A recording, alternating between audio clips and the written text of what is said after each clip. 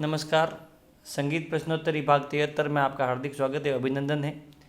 आज हम बात करेंगे एक दक्षिण भारतीय विद्वान हुए, उन्होंने एक ग्रंथ लिखा था।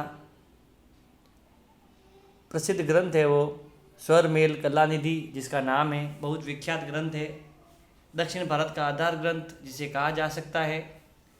एग्ज़ाम में, नेट एग्ज़ाम में या संगीत कंपटीशन एग्ज़ाम में निश्चित रूप से यहाँ से प्रश्न पूछे जाते हैं। तो बात करेंगे रामामृत्य कृत स्वर मेल कलानिधि नामक संगीत ग्रंथ के बारे में।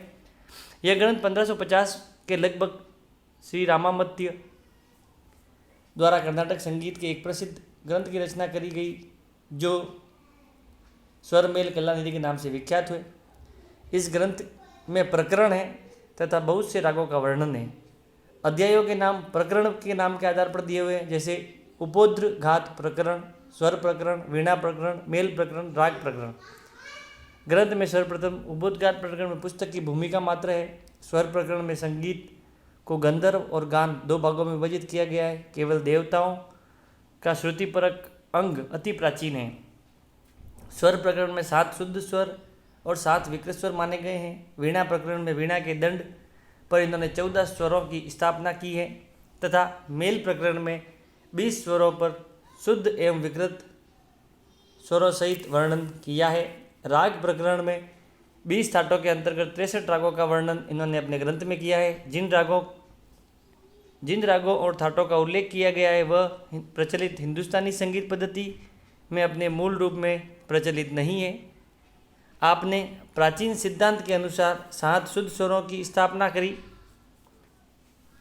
उनकी अंतिम श्रुतियों पर स्वीकार की है और विकृत स्वरों की अंतर्गत पहली श्रुति पर कौशिक निषाद, दूसरी श्रुति पर काकली निषाद, तीसरी पर च्युति अपने स्थान की संख्या से षडज, ऋषभ, 9वीं श्रुति पर गंधार को 22वीं श्रुति पर कहा गया है।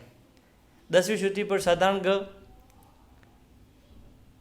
ऋषभ, 11वीं श्रुति पर अंतर्गंधार, 16वीं श्रुति पर चित्त पंचम, मध्यम, 22वीं श्रुति पर मध्यम, 22वीं श्रुति पर 5 श्रुतिक देवत नामक स्वर कहा गया है।